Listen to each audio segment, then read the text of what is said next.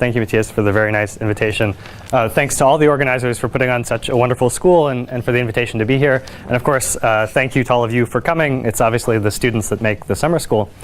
So before I begin, I have to provide a brief apology. I have an old bike racing injury that prevents me from riding much above my head. And we also have an infrared cutoff. So most of my lectures will live in this nice little band. I may occasionally put something below the cutoff, but if you have any problems reading what I'm writing or things are getting too cluttered, you should just feel free to let me know.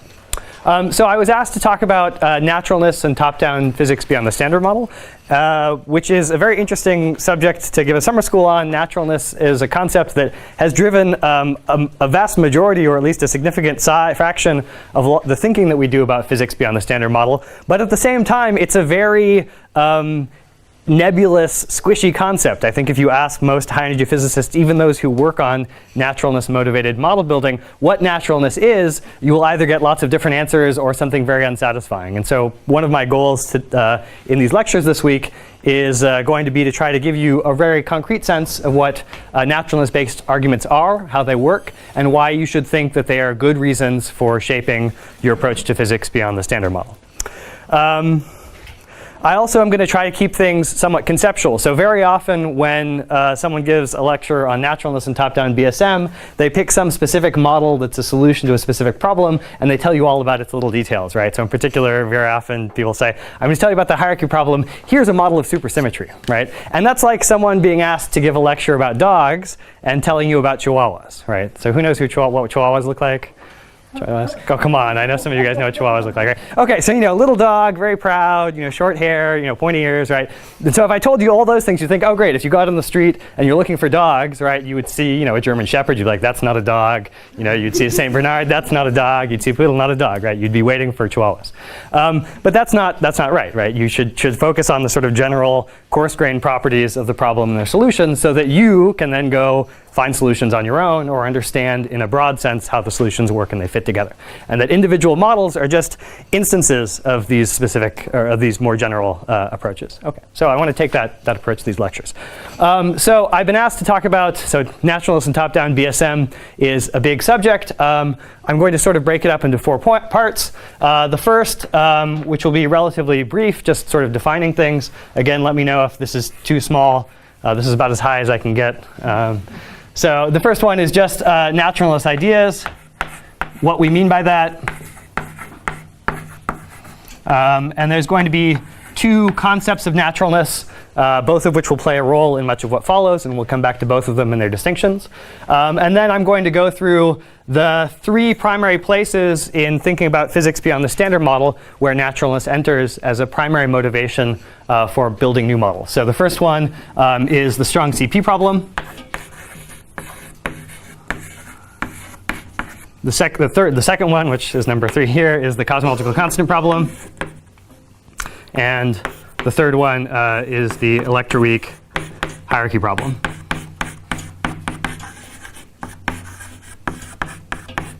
And again, when people talk to you about naturalness in field theories and physics beyond the standard model, they typically don't do it in this order.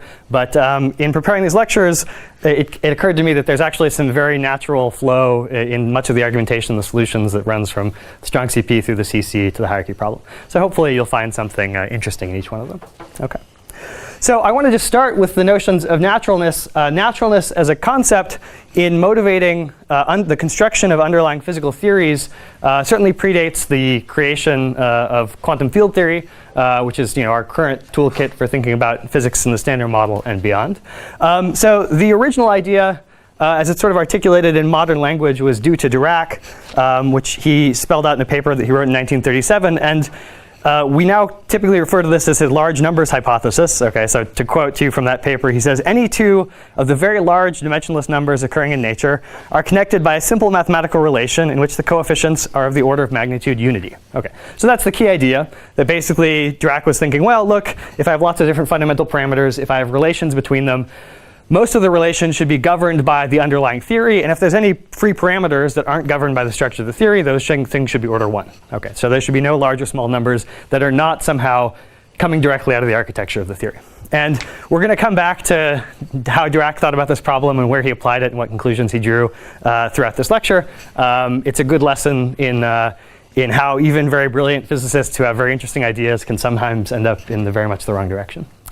OK, so that idea was refined in the language of quantum field theory in successive decades, primarily by Gell-Mann, 't Hooft, Veltman, Susskind, and others who articulated a principle that basically takes this idea that the parameters should all be order 1 and really manifests it in the language of quantum field theory and gives it further justification. OK, so this notion of naturalness that was first articulated by Dirac, but really we should think of now in the context of quantum field theory. I'm going to call Dirac naturalness. Again, calling it Dirac naturalness is not really appropriate because Dirac, at the time, didn't understand the subtleties of quantum field theory that sort of enforce it. But the idea is in the spirit of Dirac, so we'll call it this. Very often you'll hear when people say the word naturalness, what they really mean is some notion of Dirac naturalness. And the idea is that if you define a field theory with some fundamental scale, OK, let's call that fundamental scale lambda. So in the modern language of quantum field theory and effective field theory, every quantum field theory is defined at some ultraviolet scale. And basically, quantum field theory consists of seeing what happens to the quantum field theory as you study it at longer and longer distances. All right, so if you define a QFT at some fundamental scale, if there's some operator in that theory, whatever operator it is, let's call that operator O, and it has a scaling dimension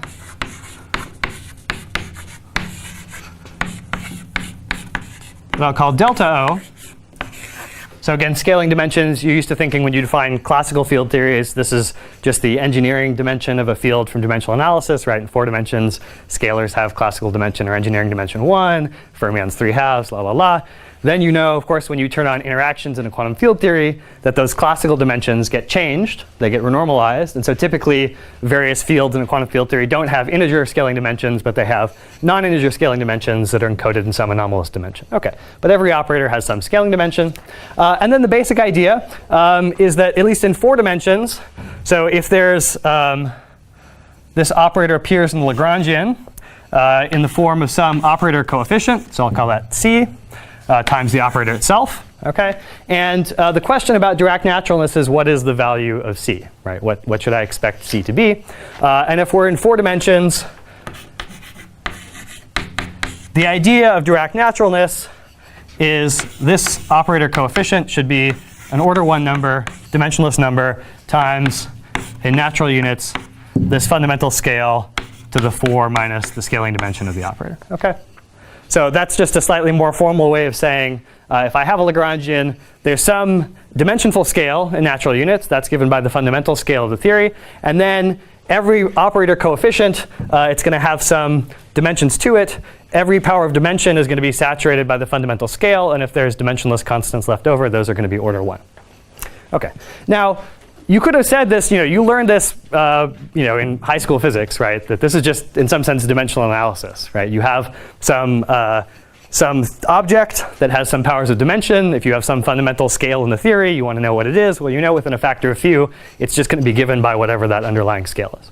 In quantum field theory, of course, the statement is actually much more robust because you can try in a quantum field theory to separate different parameters from each other to give them different numerical values. But you'll find that the physics of quantum corrections, the process of renormalization, has the effect of tying the scales together. And so even if you manage to make 2 parameters very different from each other at one scale, if you study the theory as you flow to different scales, they often have a tendency to come back together. Okay. So this statement of Dirac naturalness is in some sense the first thing, just the naive thing you would have guessed from naive dimensional analysis that you learned in high school physics. But in quantum field theory, it's augmented by renormalization and quantum virtual corrections that connect parameters together under renormalization flow. OK. Of course, if this were it, we would sort of be in trouble because we look in quantum field theory as we see it in nature, and we see lots of different things that appear to violate this Dirac naturalness expectation. So you would like to hope or believe that there is some reasonable exception to this rule. And the exception to this rule is codified in what we call technical naturalness. All right. So technical, I don't know, it could give you a sense of bureaucratic or sort of just only by the small print. Technical naturalness So technical naturalness, which was an idea that was really first articulated by 't Hooft, is that it's possible to have a parameter much less than not satisfying the Dirac naturalness condition, as long as there is a symmetry of the theory that is manifest when the parameter is taken to 0. OK, so in some sense, you could say the parameter could be much smaller by an amount s. So let me write it this way. This is the expectation that it's going to be some number s that can be less than 1 times an order 1 number times this naive scaling expectation. Only if there's an enhanced symmetry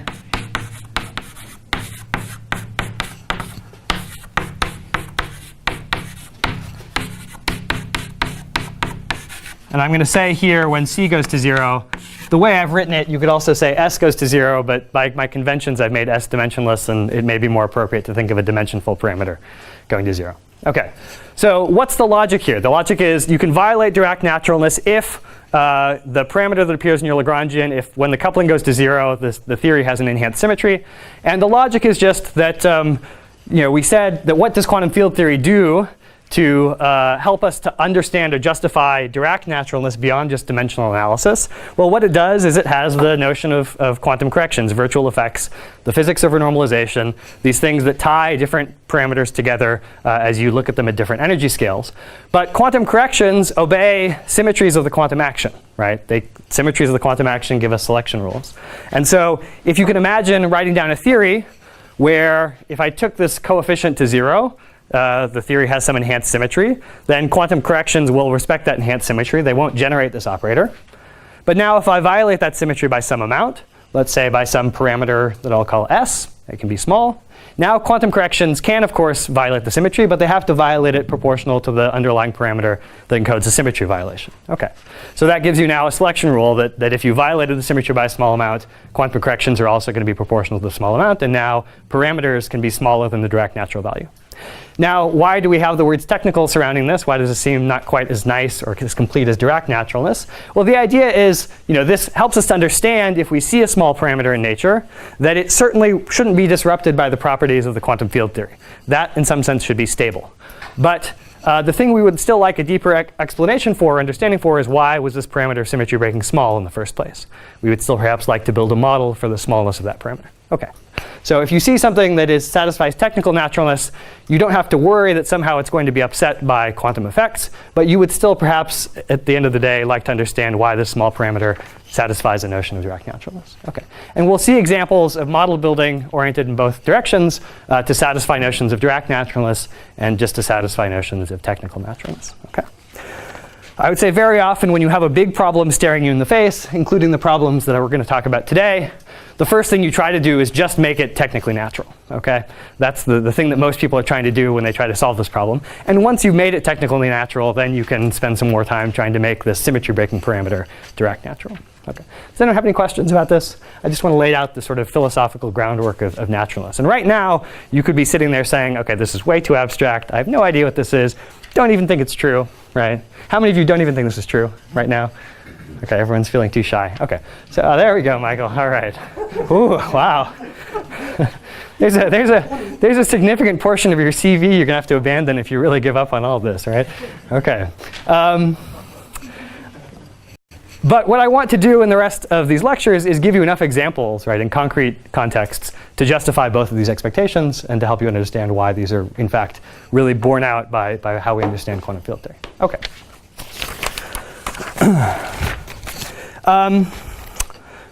All right, so first I want to give you, for those of you who are sitting in the back of the room, let's say for Michael, for example, who think, well, this is just not at all a useful organizing principle, or why do we even think it's true in the first place? Let me give you two very specific examples of things that we know about in the standard model that satisfy either complete Dirac naturalness or technical naturalness. OK, so the first example I want to give you is the example of the proton mass. OK, so the proton mass, of course, as we observe, is about a giga-electron-volt in natural units.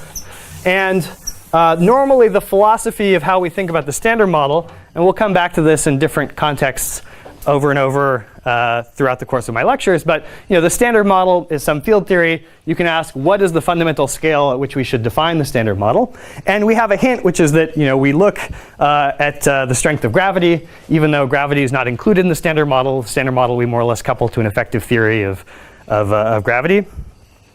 There's a scale associated with that theory of gravity, and it's given by the Planck scale, right? So a very natural thing to do if you think the universe consists of the standard model and a quantum theory of gravity is to take the fundamental scale, certainly at which you define the field theory that is the standard model, take it to be the Planck scale. And again, especially when we talk about the electroweak hierarchy problem, I want to justify or explore more why that's an interesting idea or what that could mean. But right now, that seems like a reasonable thing to do. We have the proton, it's a GeV. We have the Planck scale associated with quantum gravity becoming strong. That seems to be 10 to the 19 GeV. And so the question is just, why is m proton over the Planck scale 10 to the minus 19? And this, in fact, this was in some sense one of the first naturalness problems that Dirac was trying to tackle. Okay, so that's why it's a good example at the end of the day of Dirac naturalness.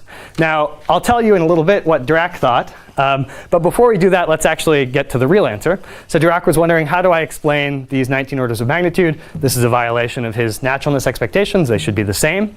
So he came up with an elaborate cosmology to explain this. But we now actually understand this very beautifully. This quantity is completely natural. But we can only understand it once we know a little bit more about the physics of Qcd and the strong interactions. So what we know now is that actually this ratio is explained by a property known as dimensional transmutation. All right, it makes us sound a little bit like alchemists. But I promise it's more successful. So how many of you have not heard of dimensional transmutation before? OK, good. So there's something new. So this is a beautiful concept. In fact, this underlies many different ways of trying to solve the naturalness problems that I'll tell you about. This is one of the most powerful hammers that we have for trying to solve them. It's a way of making gold out of lead or something, right? It's a way of getting huge numerical hierarchies in a way that is Dirac natural. And the basic idea is that, of course, in the theory of strong interactions, Qcd, the gauge coupling of the strong interactions evolves logarithmically as a function of scale. This is tied intimately to the violation of classical scale invariance by quantum interactions. And we can go ahead, of course, we can write down in code how the coupling changes as a function of scale by writing down the beta function. And we can go ahead and compute this in perturbation theory. So the evolution so this is just the strong coupling squared divided by 4 pi as a function of the logarithm of some energy scale mu. You can go ahead and compute this in quantum field theory. Of course, it gets contributions from loops of the gluons themselves, as well as loops of standard model fermions charged under Qcd. And at one loop, the answer is that it runs proportional to the square of the coupling. There's a factor of 2 pi here. And then there's a coefficient, which depends on the multiplicity of different things in the standard model. And we've gone ahead and computed it. And then there's higher order terms that you can compute, depending on how powerful you feel in perturbation theory. OK, so crucially, this beta function has a sign, all right? And the sign in the conventions that I've chosen tells you that if you start with the value of the coupling at some high scale in the ultraviolet, say at some fundamental scale, that the coupling grows as you go down to the infrared, as you go to lower and lower energies. Okay. So you can go ahead. One virtue of just writing down the beta function at one loop is this is a fairly straightforward differential equation to solve. So you can go ahead and solve it. And you can take, so what does it do? It tells you if you have the coupling at some scale, what is it at some lower scale? So let's take the starting scale, the fundamental scale, just to be the Planck scale. And then let's ask what happens to the coupling as we go down to lower and lower energies. OK, so if you go ahead and solve this, if you can solve differential equations in your head, good for you. So it's convenient, of course, as you can actually, if you are used to solving differential equations, if you're used to solving differential equations in your head, you actually can notice from this one that the thing that's easiest to solve for, of course, is the inverse of the coupling. And so the difference between the couplings at the fundamental scale, so let's take that to be m Planck, and the coupling at the lower scale is logarithmic in the ratio of scales. OK? But now you'll notice if the coupling has some finite value at the fundamental scale m Planck, and it has some logarithmic evolution that increases it as you go to lower and lower energies, eventually what's going to happen actually is that the coupling is going to blow up. Okay, so we know in the theory of the strong interactions this corresponds to the phenomenon of confinement, which is still not totally rigorously understood, but we certainly observe it to happen in nature. And so it's reasonable to posit that the scale at which this coupling blows up coincides with the scale of confinement. Okay, so you can go ahead and define the scale of confinement just as the scale where 1 over alpha s at that scale goes to 0, right? Where alpha s itself at that scale blows up. And so that naturally now gives you a definition of the scale at which confinement happens, and you can solve for that scale. Okay, so if I can solve for that scale by setting this to 0, this is now the scale that I'm interested in finding. And because it only appears in the logarithm, then naturally this thing is going to depend on the fundamental scale m Planck times an exponential combination of these factors. Okay, so if you go ahead and solve for it, I should probably not put this beneath the IR cutoff. This is somewhat important.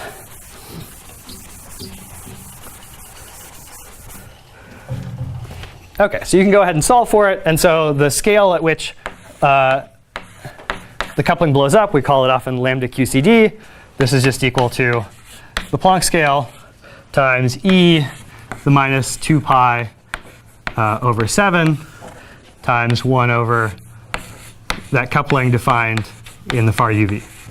Okay, so what do you see? Well, what you see is, so this part would have just been original Dirac naturalness without anything fancy. The two scales more or less coincide. But now there's an interesting factor of this thing that depends exponentially on the coupling in the ultraviolet with some extra factors that are coming from the quantum field theory. And so what this tells you is the physics of dimensional transmutation, the fact that couplings evolve logarithmically, these nearly marginal couplings in a quantum field theory actually generally evolve logarithmically, that means that you can generate a scale of new physics that is exponentially different from whatever your fundamental scale was. So that's the magic of dimensional transmutation. And how does it help us to explain the mass of the proton? Well, most of the mass of the proton comes not, of course, from the valence quarks, but from Qcd confinement itself. So the mass of the proton is about lambda Qcd. And so this factor of 10 to the minus 19 that we were worried about, that's just coming from an exponential. It's easy to get exponentially different scales if you have an exponential hierarchy living in the problem.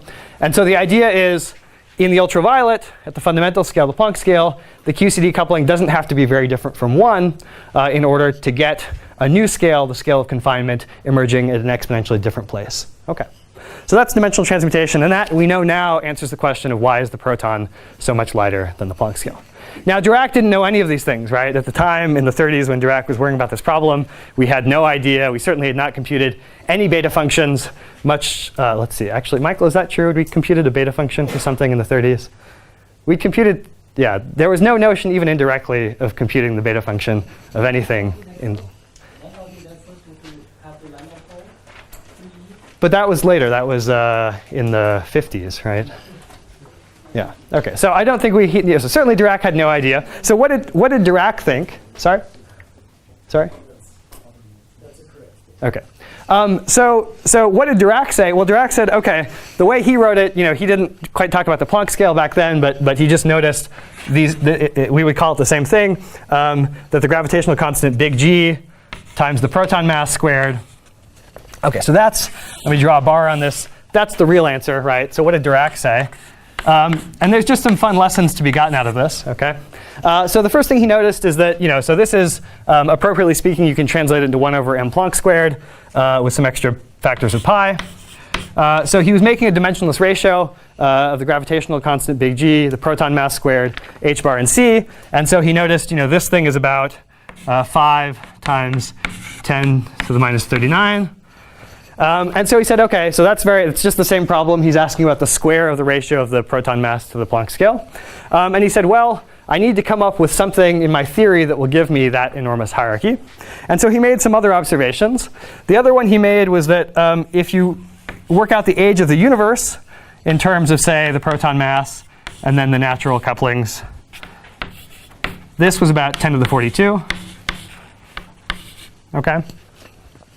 And then finally, the other thing that he worked out is if you worked out the visible mass in the universe, or the inferred visible mass in the universe in terms of the proton mass, this is about 10 to the 80.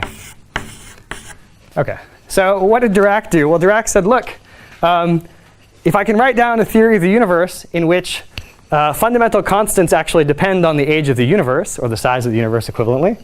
So in other words, if I can make a theory of the universe where this is built in, so that these parameters can depend, for example, on this, then now I have this as a natural fundamental ratio of fundamental parameters in my theory. I have a source of hierarchies of order 10 to the 40. And so now every other place I see some large ratio, I need to explain that it actually originates from some dependence on the age of the universe in units of the proton mass. Okay? So he went about and he constructed some elaborate cosmology in which, as a result, the right-hand side of this equation went like 1 over the age of the universe, and the right-hand side of this equation went like the age of the universe squared. Now this has two very interesting implications.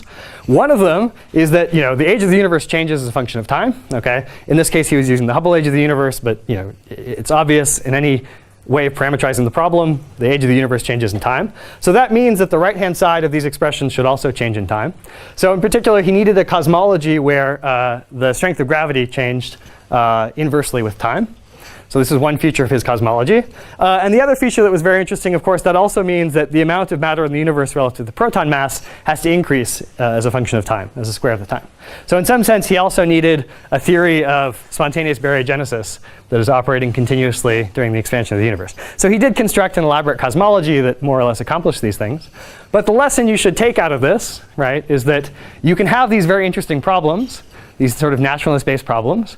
They do, in our experience, have very beautiful solutions, right? There's some amazing physics that explains why the proton is so much lighter than the Planck scale. It's the physics of dimensional transmutation, right? It's this beautiful physics of quantum chromodynamics. But it's also possible to look at that same problem and come up with a wildly wrong idea, okay, of what it implies for the universe. So the idea is not that you shouldn't think about naturalness-based problems. You should just take care to understand what it is that the naturalness problem is telling you before you run too far off in the distance. And you can decide for yourselves in the remainder of my lectures whether some of the other solutions to naturalness problems that I'll tell you about are of the former case or the latter case. Okay. Yes? Instead of spontaneous baryogenesis, maybe it would be spontaneous dark matter ogenesis. That's right. So certainly at the time, Dirac didn't understand any of what was responsible for this matter budget, and so it could have been any sort of ogenesis would have done the trick. But it was interesting in this case, yeah, that really it was the variation of these quantities that had to be built into his cosmology. It's a good suggestion. I just want to mention one other thing because it'll come back in the course of the lectures. There's actually an amazing observation made by Dickey in 1961. So Dickey was looking at these ratios that Dirac was trying to explain, and he looked at this middle one, which sort of expresses the age of the universe in terms of the mass of the proton. And he noted, well, look, there's actually potentially a different explanation for this ratio, why that numerical ratio has to be true. And it's not because there's any fundamental aspect of the theory that makes it true. He said, well, look, we're in a universe. There's stuff in the universe we had to have been made in order to observe the universe that we live in. Okay? So you could ask yourself the question, well, in order for us to show up in the first place, in order for there to be observers in order to observe the universe that we live in, what sort of parameters what sort of constraints could I place on the fundamental parameters of my theory? Okay, so he said, well, to make observers, we probably had to have had stars that lived long enough, that evolved long enough in their lifetimes to explode and make heavy elements, since heavy elements are important for various aspects of life. But we also need to have stars that are young enough so that they're still undergoing fusion and actually heating the universe and making our planets warm. And so he actually worked out those constraints in terms of fundamental parameters, and he found that simply requiring that both of those things that happened, given at least the understanding of stellar evolution that he had at the time, you could get an upper and lower bound that were both in the vicinity of this relationship. So to Dickey, he said, look, I don't need some deep fundamental underlying theory to understand why this is true. It does seem like a violation of naturalness to have this interesting relation between the age of the universe and the proton mass. But really, one way I could understand it is maybe the only way we could be here to observe a universe in which this was true is if this had to be true in order to make observers. So this is, in some sense, the first appearance of anthropic reasoning, that is to say, reasoning about the necessity of observers explaining the values of fundamental parameters. The first version of this showed up from Dickey in 1961. Okay, so anthropics we'll come back to 2 more times in these lectures, but already you see it showing up here, even in this toy example.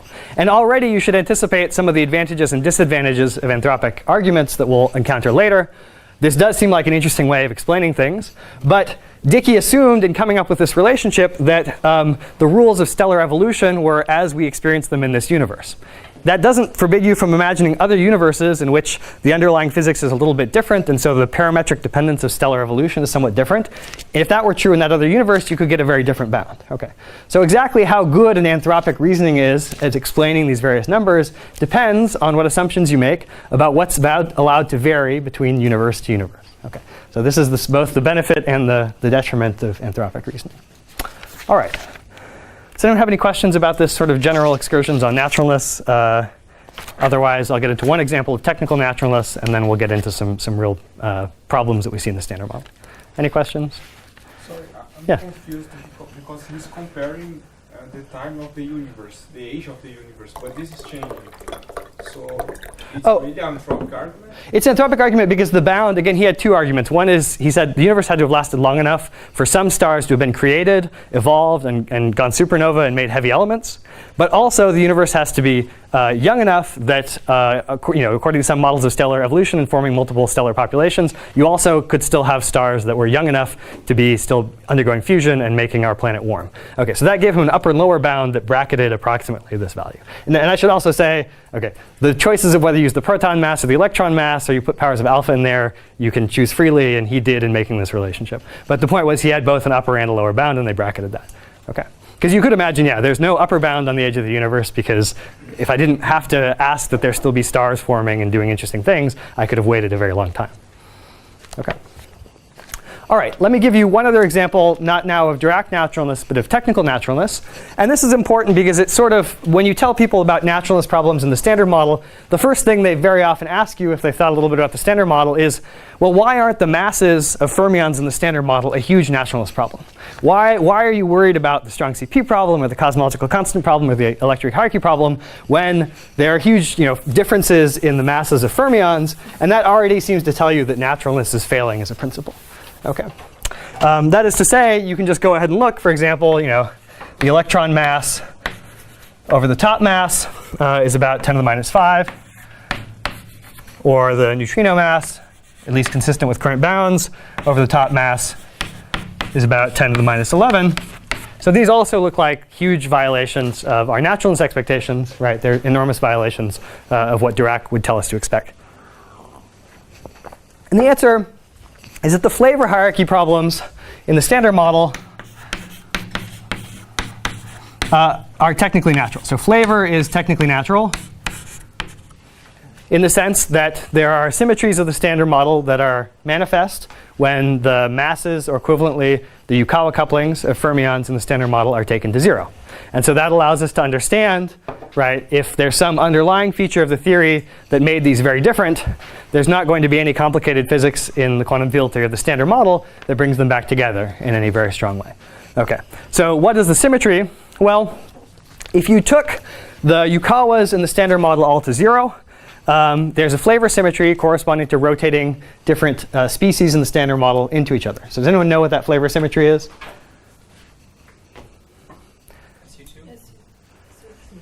SU3, we're getting closer, we're getting closer. Now, let me give you two hints. There's two numbers that are relevant in this case, okay? One of them is that there are 3 generations, and the other one is that if, as you know, it's good. You got the first part, U3, good. So partial flavor symmetry is U3. There's 3 generations. Now, that is the symmetry of taking 3 vial fermions, left-handed vial fermions, and rotating them into each other, right? That's a U3 symmetry. Well, so this is 3 vial fermions. How many, if I write the standard model in terms of just different numbers of left-handed vial fermions? So let me only work in conventions where I define the theory with left-handed fermions, okay? How many different types of fermions are there in the standard model? Cuddly is the cute, okay. So, right, sorry. If you ever forget, the standard model is cuddly, right? Okay, Q, U, D, L, and E, okay? Okay, so that means there's 5 different things, right? There are 5, there's the things that transform as SU2 doublets, and then the things that don't transform as SU doublets in the quark sector, then the SU2 doublet leptons and the right-handed leptons, sorry, the non-SU2 doublet leptons. Okay, so there's 5 different things. If I have 3 of each of them, then the symmetry is U3 to the 5th, okay? Now, this is often unhelpful, so let me write it in a way that's somewhat more familiar to you. We can, anytime we have a U3 factor, it's tempting to strip off the diagonal piece and write it as an SU3 times a U1. And so if I do that, then I have SU3Q, SU3U, SU3D, SU3L, SU3E. And what are the U1 factors? Well, the U1 factors, it's useful to recombine them into different linear combinations. One we think of as baryon number, so we call it U1 baryon number. One we think of as lepton number. Okay. One we can think of as the global symmetry corresponding to hypercharge, right? So you know that the standard model is SU3 cross SU2 cross U1. That last factor is hypercharge. Even if you turn the gauge coupling off, there would be a global symmetry of the standard model, as there must, and you can identify it here. There's something that I'll call U1PQ that we'll encounter later in this lecture. And then there's a final funny U1, so I'll write it below the line because it's not useful for much, that you can think of as the U1 factor coming from the rotations of these SU2 singlet leptons. Okay, so those are the global symmetries of the standard model fermions in the limit that we take the Yukawa couplings to 0. And well, that's the symmetry. Okay, so if the Yukawa couplings are 0, this is the symmetry. We turn the Yukawa couplings on. They are dimensionless parameters that violate these symmetries. And so we can expect that any radiative corrections to the Yukawa couplings, which in turn give us these masses, will be proportional to the Yukawas themselves. Or they could be proportional to any other sources of flavor violation that were not given by the Yukawas. But that now gives us this set of selection rules that enforces the idea of technical naturalness. Okay, so if in your fundamental theory you had something that made the Yukawa couplings numerically different at some scale, if it satisfied a Dirac notion of naturalness, you don't even have to know what that theory is. The fact that these parameters are technically natural, that they violate a symmetry, and so quantum corrections should be proportional to the violations of the symmetry. That tells you that nothing about quantum field theory as you go to lower and lower energies will spoil these hierarchies. Okay, so flavor is a technically natural quantity in the standard model, but it's not Dirac natural because you would still want to know in my fundamental theory, maybe up at the Planck scale, why were the Yukawa couplings that gave me these different masses, why were they very different? So of course, there's a huge field of flavor model building, right? Model building for neutrino masses, the seesaw, all of that fun stuff that I think you'll hear about from various people later on is about trying to explain this. Model building for the fermion Yukawas, there are lots of beautiful theories about explaining the different pattern of Yukawa couplings values and the mixings that we see in the standard model. But the crucial property of all of those models is that they could live at very, very high scales. Whatever physics fixes these ratios could live up at the Planck scale. Because all you have to do, since flavor is technically natural, all you have to do is fix it in the far UV, and it won't get screwed up by the standard model as you go to the infrared, because it's technically natural. So these are still interesting places to model build. They're interesting problems to solve. Why, even if these parameters are technically natural, why are they truly natural in the underlying theory? But because it's technically natural, your solution could live unobservably high in energy. Okay? And that is different from the three problems that we're going to talk about through my remaining lectures, which are real naturalness problems directly that have no immediate recourse to technical naturalness. Okay. Any questions about that before I move on? No, everyone is feeling that it's Monday afternoon. You've been through 3.5 lectures so far. Beer is starting to sound interesting. Okay, all right. Okay, so let's now go to the three problems, naturalist problems of the standard model that are not, as far as we know, obviously in any way explained like the proton mass, or even technically naturally explained like the Yukawa couplings. Yeah?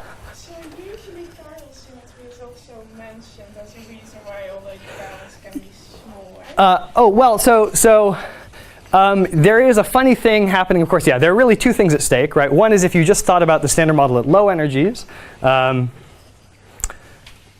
you would just have Dirac fermions, and then you could invoke the chiral symmetry of Dirac fermions when their masses go to 0 to explain this, right? But in reality, you know, we think of the standard model, we would like to think about it above and below the scale of electric symmetry breaking. Above the scale of electric symmetry breaking, we of course don't have Dirac mass terms. So we'd like to understand instead the argument at the level of talking about controlling the dimensionless parameters. And you know, chiral symmetry in some sense you can think of as living in this set of global symmetries, right? Chiral symmetry, when we talk about vector and axial symmetry, that's just linear combinations of different symmetry rotations on left-handed Weyl fermions. Okay, so chiral symmetry lives in here, but this is the deeper symmetry explanation for what's going on. Okay, yeah? If just said that you wanted to talk about the problems which are like problematic, which you cannot really solve, right? Things where you can't even say that there. So yeah, there's a violation of Dirac naturalness, and as far as we know, there's no reason in the standard model for them to be technically natural either. How many examples do you have where you get this Dirac? I'll give you many others. Yeah. So throughout, I will focus most of the examples when I talk about the hierarchy problem, because in some sense the electroweak hierarchy problem, because this is the place where people most often like to argue whether or not there's a problem, and that's because our experimental tests of solutions are really at the point where they're testing existing ideas. And so when the existing ideas don't show up, one thing people say is, well, maybe you were just wrong about the reasoning, right? Okay. So that's why in that context, I want to give you lots of examples where the reasoning actually turns out to be well justified. So just to tell you immediately, two really great examples are the K long K short splitting and the mass difference between the charge and neutral pions. Okay. Those are two examples that are very close to the electroweak hierarchy problem, where naturalness was the perfect explanation for the size of the parameters. All right.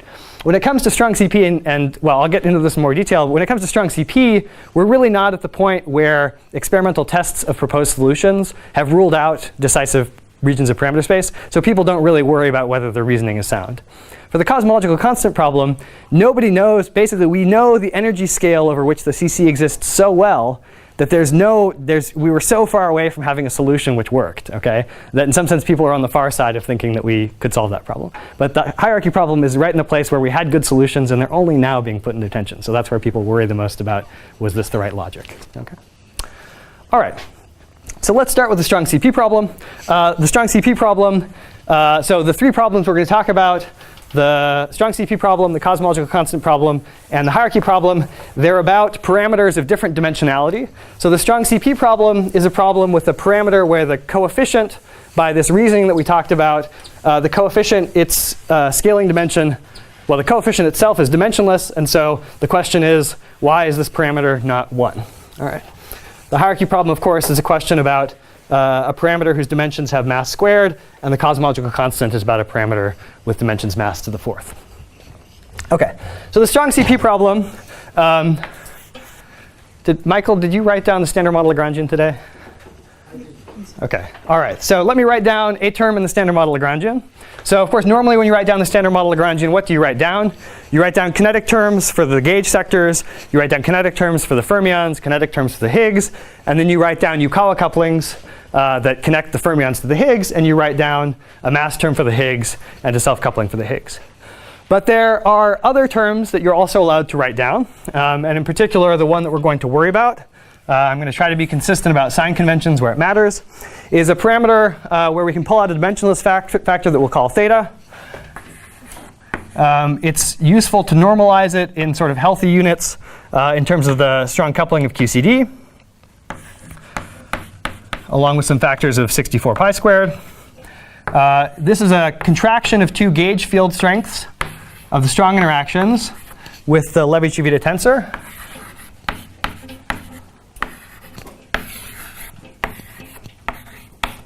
Okay, so these are two gauge field strengths of Qcd. The color index, of course, is contracted between the two of them, but we contract the Lorentz indices antisymmetrically through a Levi-Civita tensor.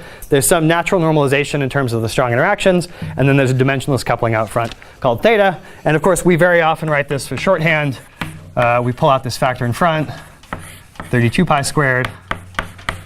We often write this as G dual. All right, and I'm going to, well, where we've taken a factor of a half plus this guy and that guy and written it as G twiddle. Okay. All right. So what do you notice about this parameter?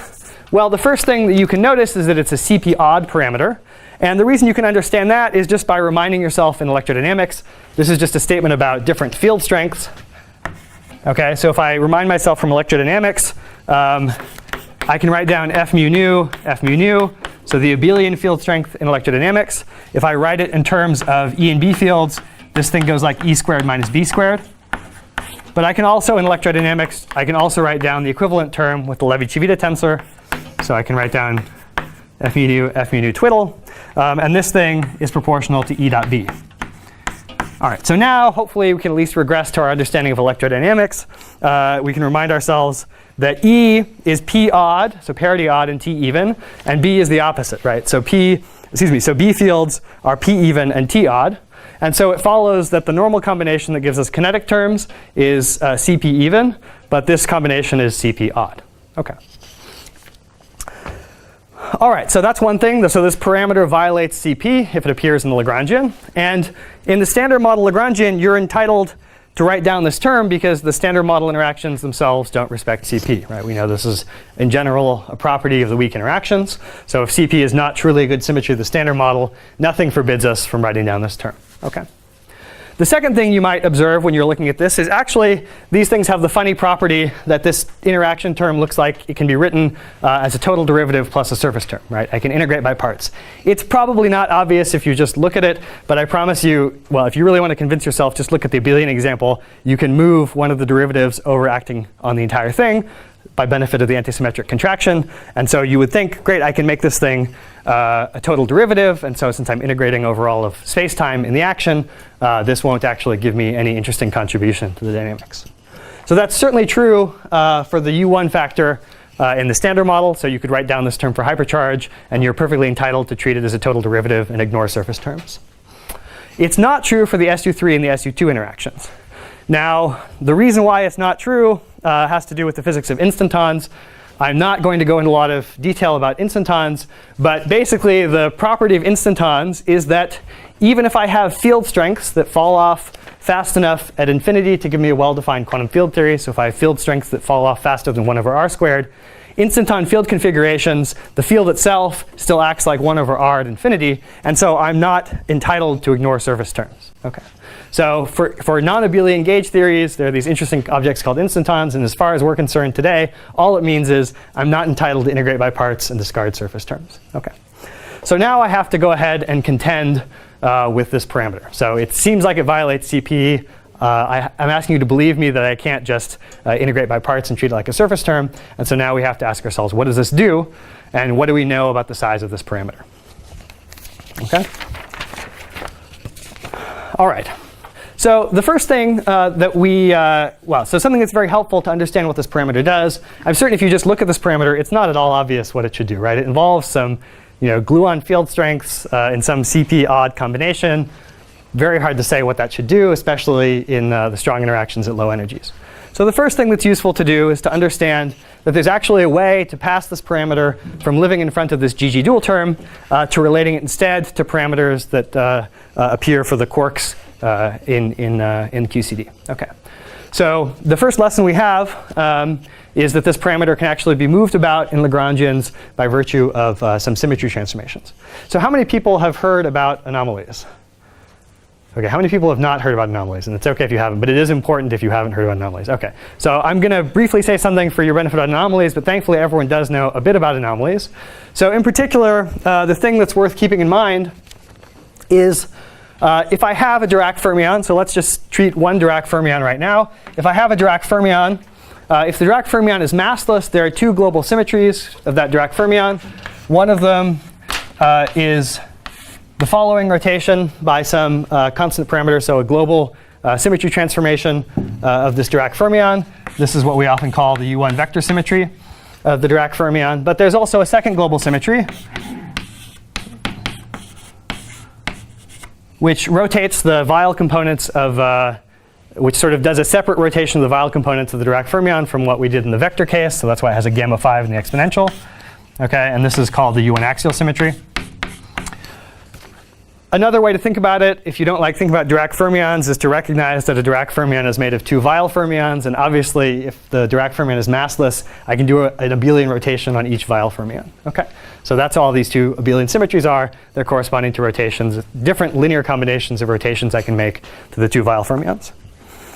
Okay, now in the standard model, okay, we of course have lots of different Dirac fermions. Actually, I should also say one more thing. These are symmetries in the massless limit. Of course, if I make the fermions massive by pairing them up, so by pairing the Dirac fermion up with its appropriate conjugate, this term violates the axial symmetry but preserves the vector symmetry. Okay, so explicit mass terms violate the axial symmetry, but if the mass is 0, these are both good symmetries of the theory. In the standard model, of course, we have lots of different fermions. And the thing that we're really going to focus on for the rest of this lecture are the quarks that are light with respect to the scale of strong interaction. So we just said Qcd, thanks to dimensional transmutation, grows strong at some scale that is about the scale of the proton mass. In reality, it's slightly below it. And there are 3 quarks in the standard model that, based on what we've inferred about their masses, the masses are much less than that scale. So from the perspective of strong interactions, there are 3 quarks that we should treat to leading order as massless. Those, of course, are the up, down, and strange quarks. And so it's often convenient to group them in flavor space as 3 Dirac fermions that live in a triplet in the flavor space of the theory, the generational space. Okay. So if I think about the quarks in Qcd that are light with respect to the confinement scale, now I have 3 Dirac fermions, and I'm going to say their masses are all small with respect to the physics of confinement. So it corresponds that I should be able to do the full symmetry of transformations among these Dirac fermions should be a pair of U3 symmetries, okay? Just like the symmetries we were talking about before. And a convenient way to decompose these is to write them as some SU3 vector transformations. So these are vector-like transformations of this form that rotate the 3 of these guys into each other. There's an SU3 of axial transformations. So these are SU3 transformations of the axial form that also rotate these guys into each other, but with a gamma 5. There is one overall vector transformation that corresponds to doing a vector rotation of all 3 in the same way. And then there's a U1 axial that corresponds to doing the same axial rotation to all 3 of these guys at the same time. Okay, so those are the symmetries of the light quarks in Qcd. We'll come back to these a few times in the rest of the lecture. But the famous property of the Qcd interactions, it's true even if I considered 1 fermion at a time, but even once I have 3 fermions, it's true of the U1 axial symmetry here, which is that that symmetry is anomalous. Okay, so what that means, of course, is that it is a good symmetry of the classical action, but it's broken by quantum interactions. There are lots of different ways to work out the consequences of this axial anomaly. The one that probably most of you have heard of is that you should think of there being a term in the effective action of the theory that couples a current, an axial current of the quarks, through a triangle of the quarks themselves to 2 gluons. Okay, so the existence of such a diagram, the fact that it is non-vanishing in the standard model, tells you that there's something funny, that appears that I can take a current that should be conserved, and I can instead relate it to pairs of gluons. That tells me there's some quantum violation of a classical symmetry. But the other way to think about it, which is an argument owing from Fujikawa, is that yes, I say that this is a classical symmetry of the theory because if I just look at the Lagrangian, I can do these rotations on the fermions without changing the action. But of course, I'm doing quantum field theory. In reality, that action is appearing in a path integral. That path integral, of course, also requires me to integrate over all the paths that the fermions can take. It requires me to integrate over the fermion measure. And I'm not guaranteed that the fermion measure is invariant under that same symmetry transformation. Okay, so the argument due to Fujikawa is that I can have an axial symmetry. Okay, let me get my normalization correct. So let's pick an axial symmetry acting on a quark. It's going to be convenient for me to divide by 2 for reasons that you'll see soon. I can rotate the Dirac fermion quark with an axial rotation. That, of course, also enforces a rotation on its conjugate.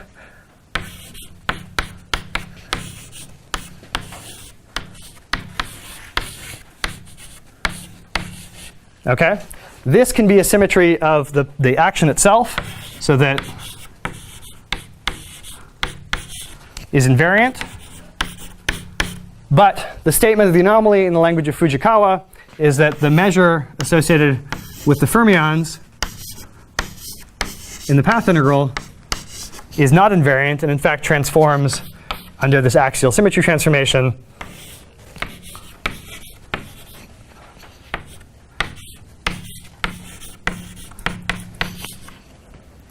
by a very funny amount.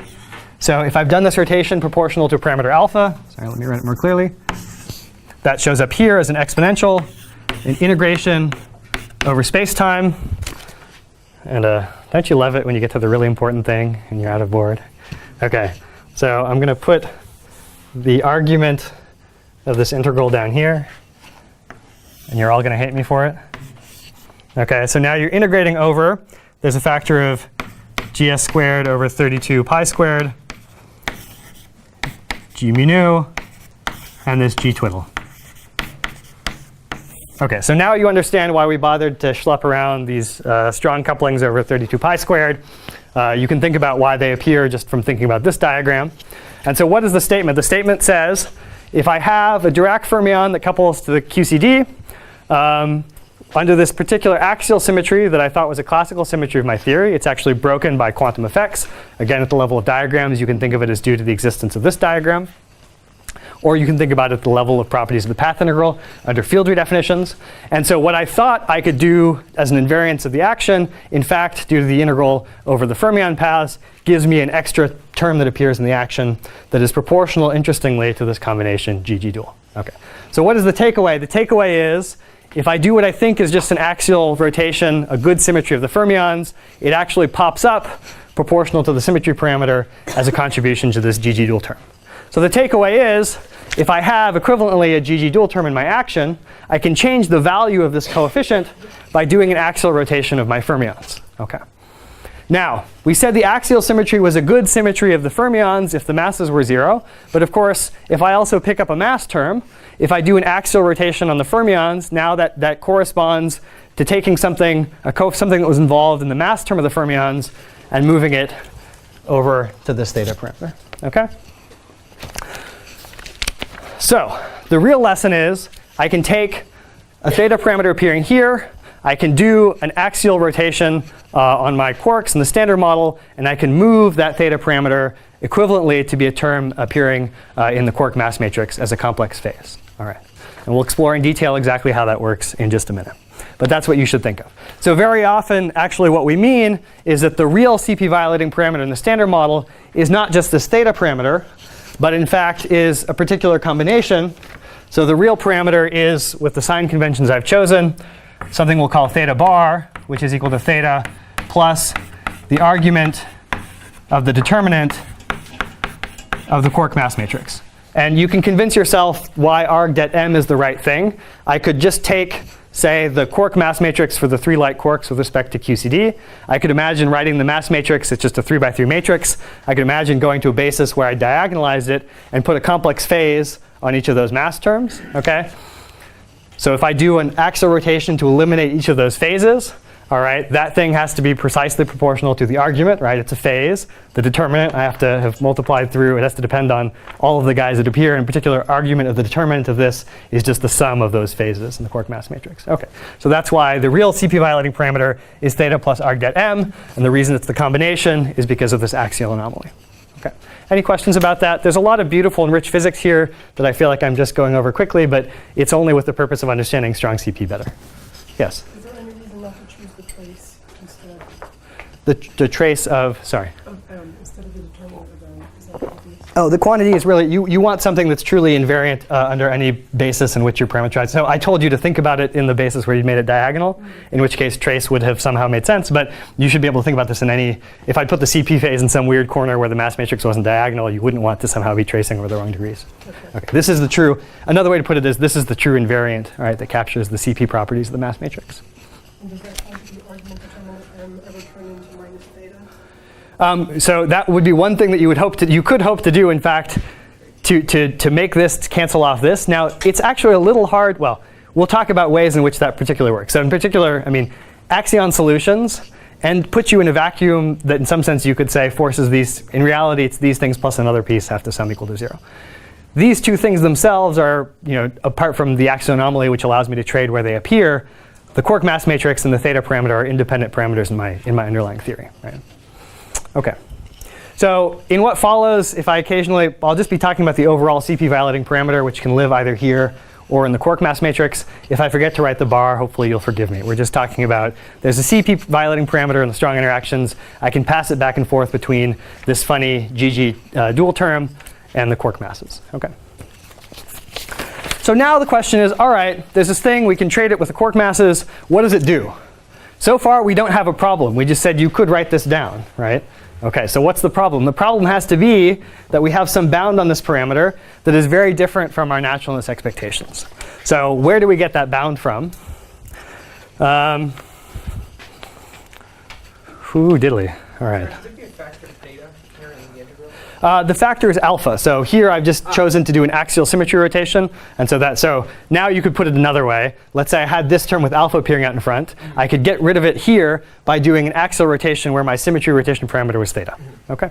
And the factors of a half have been chosen to make that obvious. All right. OK.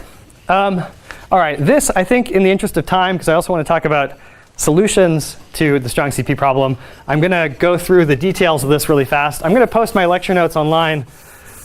I'm about to do the thing that everyone does when they lecture on the strong CP problem that I hate and I was trying to fix when I was writing my lecture notes, but I'm going too slowly. So it's a beautiful exercise to work out what this theta parameter does in terms of observables to figure out why it is that we can actually set a bound on it. And so in my lecture notes, I've tried to go somewhat carefully through the argument of how to connect the theta parameter to interesting physical observables. It's an argument. The argument that I'm going to present is due to Cruther. Let's see. I don't want to miss. It's Cruther. Yeah.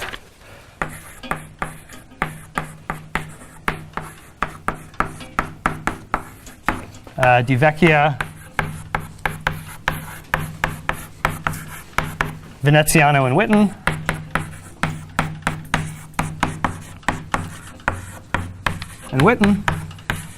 So they have this beautiful paper from 1979 where they take the starting point, OK, we've got a theta parameter. How can we estimate the contributions to interesting observables? And what they do is they pursue the following line of argumentation, which I have in completeness the calculation in my notes, but I'll just tell you what the argument is. The argument is you take it from GG dual, you move it into a complex phase in the quark masses. OK, so basically you complexify the quark masses by pulling in the theta term out of GG dual. And then you just study what happens when you take this down to low energies. So of course, Qcd interactions grow strong. The theory confines. We know the low energy description of Qcd is given by a bunch of color singlet states, so the mesons, the baryons, all that sort of thing. And so you can basically trace the effect of a complex term in the mass matrix down to an effective coupling between a pion and neutrons, OK? Or nucleons in general. So in fact, the real coupling is couplings between charged and neutral pions and nucleons, so protons or neutrons. OK? And then, so basically the effect of the complex phase here is to put a complex phase here, which is to give you a new CP violating coupling here. So of course, there's a CP conserving phase that exists without this extra theta term. But once the theta term is turned on, there's a new piece that violates CP. And once you have this interaction, now you can just do a simple Feynman diagram calculation in the lower energy effective theory of the pions, the neutrons, and the protons. And what happens is there's just a diagram where a neutron comes in. It shoots out a charged pion, goes to a proton. Neutron comes back out. Charged pion goes up. It's got to be minus here. Emits a photon. OK? And so this is a contribution at the end of the day to the neutron electric dipole moment. You could think of, at the level of effective operators, this is something that couples neutrons to the field strength of electromagnetism. OK? And its coefficient you can go ahead and compute just from this diagram. So the complicated thing that these guys did was to say, OK, if we start with theta, let us be exquisitely careful to figure out what the term is here, and therefore to figure out what the term is here. But you can go ahead and you can do the calculation. And it basically goes like what you would have expected. It goes like one normal CP conserving version of this interaction. OK, so let me just write that pi and n. It goes like one copy of this new CP violating interaction. So that contains the CP violating term, the theta term. So let's call that. OK, there's a factor of 4 pi squared. You can tell in the mass dimensions of this loop diagram, it's got a fermion propagator and 2 scalar propagators. So when you integrate over loop momenta, it's going to go like 1 over the largest mass running in this diagram. So that's going to be a nucleon mass. Let's say the mass of the neutron. And then the one funny thing about this diagram is it's logarithmically divergent. But that logarithm can cut off from above more or less by the mass scale of the nucleons and below by the mass scale of the pions themselves running in the loop. OK, so if the hard work is figuring out what is the form of the CP violating coupling, so that's here in my notes. But once you do all that hard work, you see this diagram exists, and it gives a contribution to the neutron electric dipole moment. Okay? So you can work out all of the other details. But when you actually put in all the numbers and the parameters, you see there's a prediction that this contribution to the neutron EDM in appropriate units is about 5 times 10 to the minus 16 e centimeters. Okay? So that's your prediction for the size of the neutron EDM times the theta parameter. All right? And we've gone ahead and we've, of course, looked for neutron EDM for many, many years. So this is the prediction. And the bound we know now is that the neutron EDM is less than about 3 times 10 to the minus 26 ECM. So the inference from this is that theta parameter has to be less than about 10 to the minus 10. Oopsie. OK, so that's a huge violation of our naturalness expectations. All right. And it's a really interesting one that is really coming from, if this parameter is order 1, and the way that we've normalized things, the natural expectation is this should be order 1. You could think of it as being an order 1 axial rotation. That's the size of the parameter we predict. It could have been there. Nothing goes wrong with the universe if the neutron EDM is of this size. But it just turns out to be, based on our experimental knowledge to date, that the parameter is at least 10 times smaller than the natural size, corresponding to theta being this small. OK, so that's the strong CP problem. So let me now go through 2 possible ways of solving the strong CP problem. That is to say, explaining why theta is much smaller than its natural value. There's actually 3 solutions that we have to date, more or less. The first one is actually already badly ruled out, so we don't talk about it much. The first option is actually to make one of the quarks massless. And the reason for that is that if one of the quarks were massless, then the axial rotation I would do to the quarks to move the theta term into the Lagrangian, the theta term would then be proportional to a mass. But if the mass is 0, then of course the theta doesn't reappear anywhere else. So if one of the quarks is massless, then the theta parameter is unphysical. All right, so a massless up quark would be a solution to the strong CP problem. Unfortunately, given all of the measurements we have these days about pion masses and nuclei masses and our predictions from the lattice, that's fairly badly disfavored. Okay, so massive up quark is ruled out, and that leaves us with 2 basic options.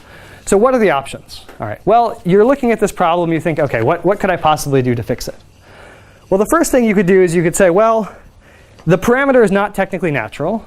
It's not technically natural because we know that CP was already violated in the standard model, right? So CP, even if I took this parameter to 0, CP doesn't somehow become a good symmetry of the standard model. OK, so I can't call it technically natural. But maybe I could extend the standard model so that in the fundamental theory, CP is a good symmetry. And then I can break that symmetry in a particular way, OK, where there's some spurion, there's some CP violation that comes from a spontaneous CP breaking. Some of it feeds in the Ckm matrix, where we know there's CP violation. Some of it feeds in here, but in a way that I arrange to be small enough to be consistent with this bound. OK, so that's one option. Make CP a good symmetry of the standard model. And this will be a character of solutions that we encounter again and again for all the other problems. You have a parameter, it violates naturalness. You at least try to make it technically natural by extending the standard model. OK? The other option you could say is, and this was hinted at by Jennifer's question, is, well, maybe there's some dynamical mechanism that can take all of these different sources of CP violation and force them, relate them to each other in a way that they sum to 0. Okay? This would be some sort of dynamical mechanism in which in the vacuum of the theory, so the parameters exist, they violate CP, but somehow in the true vacuum of the theory, there's some dynamics that forces them all to be related to each other so that they sum to 0. That would be a second mechanism. All right, so let me give you 2 classes of ideas that precisely build on these observations. So the first idea is let's actually make CP a symmetry of the standard model and then find a way to break it that feeds into the Ckm matrix, but doesn't give me some large contribution to this strong CP angle.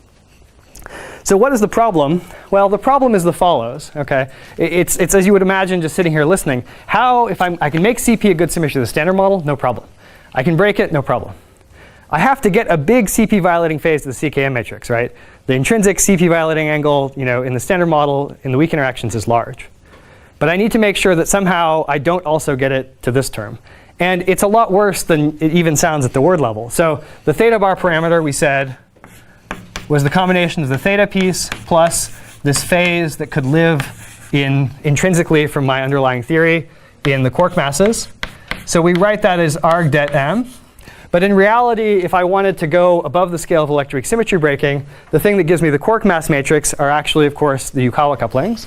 And because it's the argument to the determinant of the mass matrix for both up and down type quarks, in the UV theory above the scale of electroweak symmetry breaking, this is the argument of the determinant of the product of the 3x3 matrix that gives me the up quark Yukawas and the 3x3 matrix that gives me the down quark Yukawas. Okay.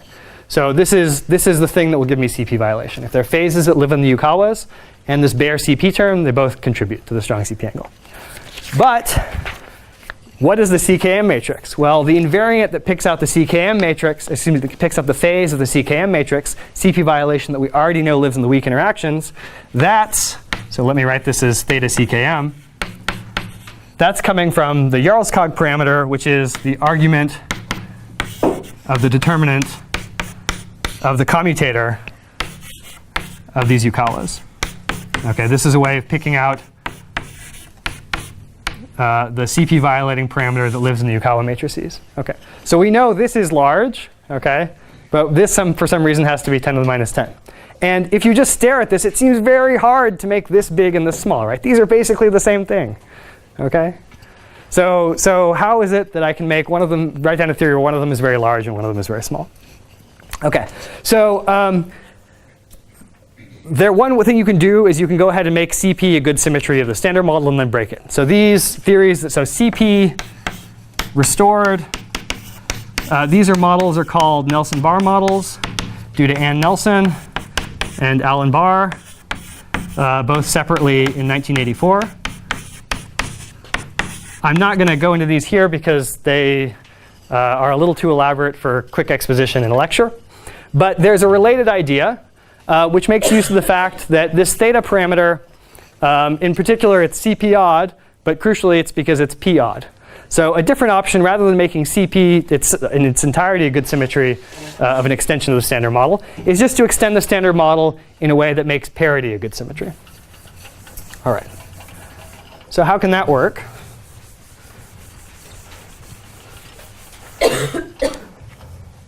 Okay, so the idea is, so this is an idea originating with Barr,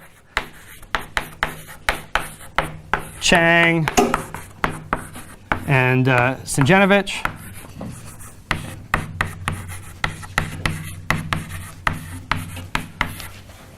In 91, which is to make P an extended parity a good symmetry of the standard model. So to do that, you take the interactions of the standard model, and you extend them, so this is SU2 left, by adding an extra copy of SU2. Okay, so let's call it SU2 right. And in addition to the fields of the standard model, you have to add a right-handed copy of everybody in the standard model that instead of being charged under SU2 left is charged under SU2 right, but has whatever its partner's charges were already under hypercharge and color. So in particular, you have to add 3 generations. Instead of left-handed quark doublets charged under SU2 left, you have to have 3 generations of quark doublets transforming under SU2 right, but with the same SU3 and hypercharge numbers. Okay? You have to add then likewise a U left, so singlets under both of these, but with the same as their counterparts in the standard model. A D right, a lepton doublet transforming as a doublet under SU2 right, and then this new extra lepton singlet. Okay. In addition, you also have to add a new Higgs, in addition to the H left, the normal standard model Higgs. Okay. Now what you can do is you can define an enhanced parity symmetry of the theory. So you can have a parity symmetry that exchanges left and right. Okay. So that means you exchange, anytime you see a left and L label, you exchange it with its counterpart that has an R label. Okay. It's also, so that on the fermions is a normal parity interaction. It's a normal parity exchange. But it also acts as a normal parity on the gauge interactions. It exchanges also the gauge bosons of left and right. But because it's also a normal parity interaction, that means the theta term of SU3 is odd under it. Okay? So that parity, that left-right parity, is now a good symmetry of the theory. And if it's a good symmetry of the theory, it forces the theta parameter, the thing living in front of GG dual, to be 0. Now how do I get the Ckm phase? Okay? How do I get that to pop out? Well, all that the parity is, it says the GG dual term has to be 0 because that's parity odd.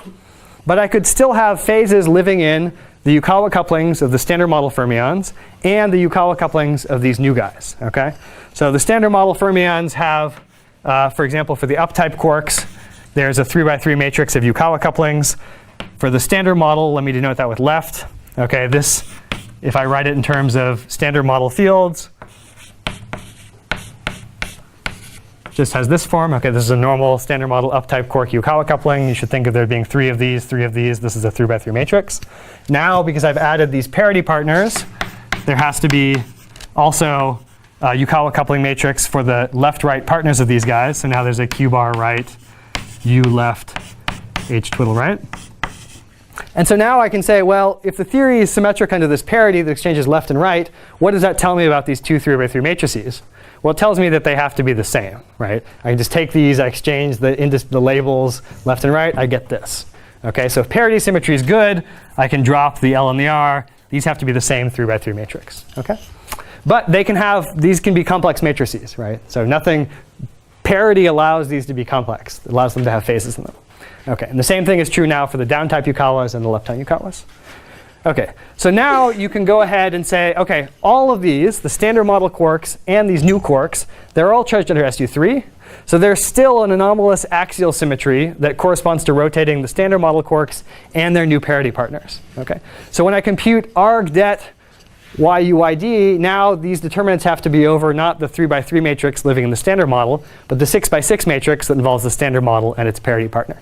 Okay, so when I go ahead and I can compute this, for example, in the up-type sector, this overall YU thing, its determinant, all right, the mass matrix in the up-type sector now goes like there's in the space of, if I think of this as being QR, UR, and QL bar, UL bar. Okay, this is my 2x2 space for the up-type quarks. All right, so this is 6x6 matrix. This thing goes like the Yukawa couplings times the VEVs of the left-handed Higgs and the right-handed Higgs. Okay, but we can go ahead and we can compute this determinant, right? Excuse me, sorry. This thing now is the Hermitian conjugate because of the way that I've made these combinations. Okay, so I can go ahead and I can compute this determinant. This determinant goes like the determinant of YU Hermitian conjugate YU. Okay, this is a manifestly real thing, right? So now the argument of the determinant of these Yukawas, taking them over both the left-handed and the right-handed parity partners, these guys, this thing is guaranteed to vanish because there can be a phase here, that's the phase we see in the weak interactions, and we're just saying there's now an equivalent phase in the right-handed side, and those phases combine because of this parity in a way that cancels if we try to move it to an overall strong CP term. Okay? So what we've done is we haven't set CP violating terms to 0. We've set the parity violating term to 0, theta. We've allowed ourselves to have phases in the Yukawas, and we've just doubled the content of the standard model so that when we combine those phases to get the strong CP angle, we get 0. Okay? So that's the form of a parity solution to the strong CP problem. So that's now you see, okay, we had a problem, right? This parameter was not technically natural. We wanted to extend the standard model so that there was a new symmetry that allowed us to understand why we could set the parameter to 0. All right? And in this case, the thing we had to worry about was also allowing CP violation in the weak interactions. Now, some obvious things should come to mind here. If the left-right parity is exact, the VEV of our Higgs doublet and the right-handed Higgs doublet should be the same. And then for every standard model field we see, we should see its parity partner. And because everyone's charged under SU3 color and hypercharge, we would see those things in abundance, right? We'd be producing them all over the place to the LHC. Okay, their masses would be the same as their standard model counterparts. We don't see that. So there has to be some spontaneous violation of the parity. We have to find some way of making this guy's VEV different from this guy's VEV. Okay, you can do that. That doesn't somehow destroy the model completely. You can do a simple amount of engineering to make these potentials a little different that would spontaneously violate the parity. What happens then is now the parity gets spontaneously violated when these Higgs get VEVs. The fermion masses between us and our parity partners are different. The Yukawa couplings are crucially the same. Okay? But now there can be some quantum corrections that generate a theta parameter because I've spontaneously broken my parity. So it's not like I've set theta to 0 for all time. but it can be generated just by a small amount because I've broken a symmetry, my parity symmetry, by some amount. Okay? So that's the basic idea. So now you can hopefully start to see how these Dirac naturalness arguments work, right? And how the technical naturalness arguments work. We've extended the theory. We've made a symmetry. If it were an exact symmetry, the parameter in question would always be 0. Instead, consistent with what we see in nature, we break the symmetry by a small amount. But now, anywhere the parameter reappears has to be proportional to our breaking. So there's still a problem at hand, right? I have to explain why these vevs end up being different. There's some model building to do. But that model building doesn't have to do with understanding why this parameter is small at the end of the day. OK. So that's a parity solution to the strong CP problem. And it still does, once you've made these vevs different, it still tells you there are all these new fermions living out there somewhere. They might just be somewhat heavier than the weak scale. So it's still a good idea, for example, to turn on the Large Hadron Collider and try to produce these new fermions. All right. Hope that you can start to probe the existence of these parity partners. Is there a question? You're a fan. You talked to Patrick Draper, don't you? Yeah. No. So you can. Yeah. So there's a whole detailed question here. You have to introduce a parity odd field that gets a vev that you couple. OK. There are constraints because irrelevant operators involving that field can regenerate theta. That just tells you the scale of parity violation has to be. It can only be. Has to be 8 orders, 10 orders of magnitude smaller than the Planck scale. So it lives at some intermediate scale. You have to be a little careful. There's some model building there, sure, and you may not like it, but it's not somehow impossible to make that parity solution approximately work. Okay. I think people who say that this parity solution is terrible, it's just because they don't like these sort of CP symmetry solutions in general.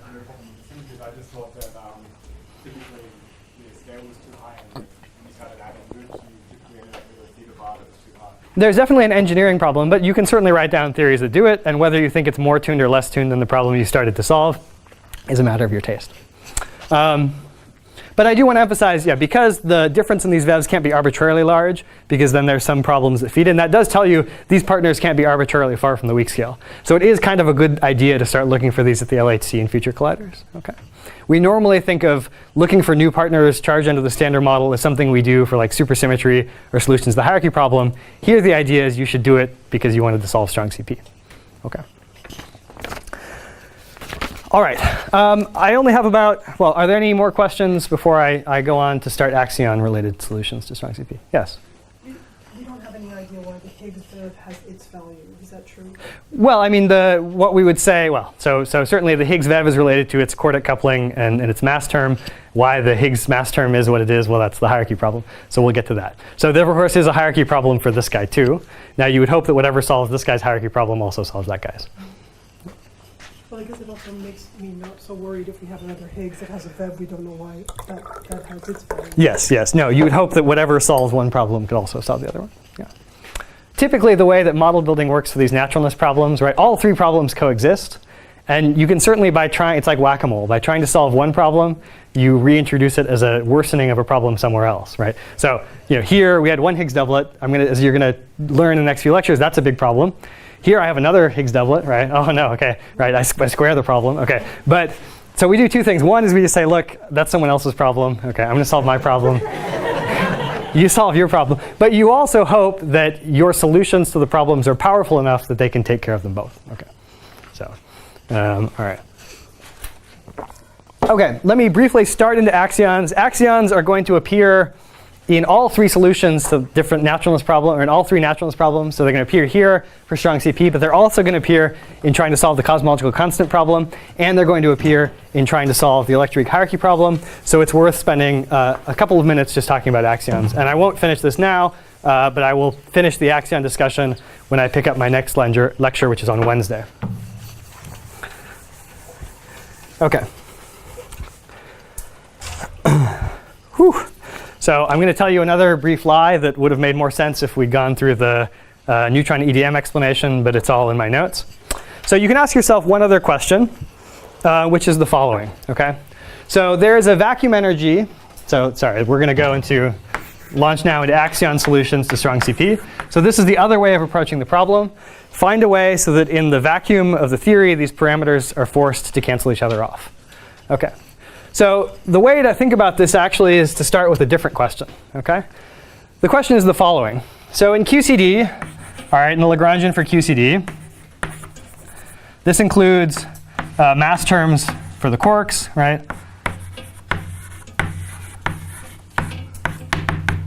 Okay, and the hypothesis of Qcd confinement is that these quark bilinears accumulate Lorentz-preserving but global symmetry violating vacuum expectation value. Okay, so that when Qcd confinement happens, I can now talk about there being an order parameter for confinement, which are expectation values of these quark bilinears.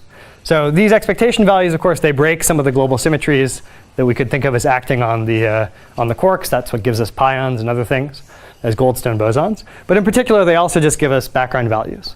So you should think of when Qcd confinement happens, there's a contribution to the vacuum energy, right, the value of the zero of the potential of my theory that isn't there before the quarks get this bilinear expectation value, but is there once Qcd confines. Okay, so Qcd confinement gives an interesting contribution to the vacuum energy. And the other thing we've said is, well, if we had a theta term in the theory, we could move the theta term back and forth between GG dual and the mass terms. Okay, so we could imagine actually moving the theta term so it lives down here. And so that would mean after Qcd confines that the vacuum energy is now a function of this parameter theta. Okay, that's interesting. So I have some nice arguments that are in my notes that you can explore in more detail if you want to. Instead, I'm just going to do the terrible thing and tell you the answer. The answer is that the Qcd vacuum energy, once Qcd confines, if you've moved the theta parameter to live in these masses, that it actually goes as the cosine of the theta angle. So in detail, in terms of low energy parameters, you can write it as the square of the pion mass, the square of the pion decay constant, which we can measure from the weak interactions of the pions. And then it actually goes now like the cosine of theta.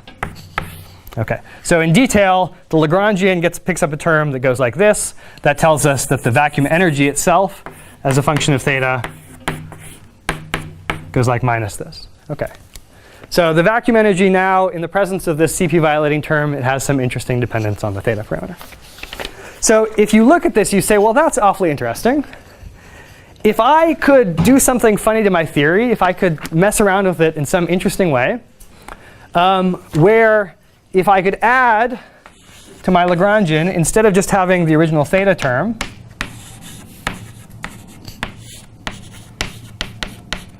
okay, so if instead of just having this guy living here, I could add some new field. Now, it has to appear in a dimensionless way. So I'm going to add the field normalized to some dimensionful parameter. So I'll call it f axion. Okay, if I could extend my theory so that it contains this extra thing that couples in exactly the same way that theta does, then the same arguments that I use to compute the theta dependence of the vacuum energy, I can just use to compute the vacuum energy how it also depends on this extra parameter. It should just depend exactly like it did on theta. So just by analogy, the Qcd vacuum energy in this case should go like minus the same overall constants, now times the cosine, not of theta, but of theta plus this axion term, okay, where this is some dynamical field. All right. So now, if this also, so that tells me, okay, so somehow I should imagine that if I could introduce a field that coupled in this way to GG dual, if I'd succeeded in doing that, then the vacuum energy should depend on the new field in exactly the same way as theta. And now if I want to minimize the vacuum energy, well, the way I minimize the vacuum energy here with the signs I have is if, in fact, this field A acquires a vacuum expectation value that's equal to minus theta in units of this decay constant, right? That would be a way to minimize the vacuum energy. But that would be miraculous, right? That would tell me that minimizing the energy in my theory, which my theory wants to do, it wants to populate the vacuum, forces this field to acquire a vacuum expectation value so that the sum of its background value and the theta term, which is what appears here, is 0, right? So I could live with as large of a theta in my underlying theory as I wanted. It's the actual properties of the vacuum that would set the overall effective Ström's CP angle to 0. Okay, that is an amazing idea. Now, the question you have is, how on earth do I get a field to couple like the theta term? That seems like some totally crazy thing. So that we're going to pick up with when we start again on Wednesday. In the meantime, are there any questions? No questions? OK. All right, great. Well, you can all go have some beer now.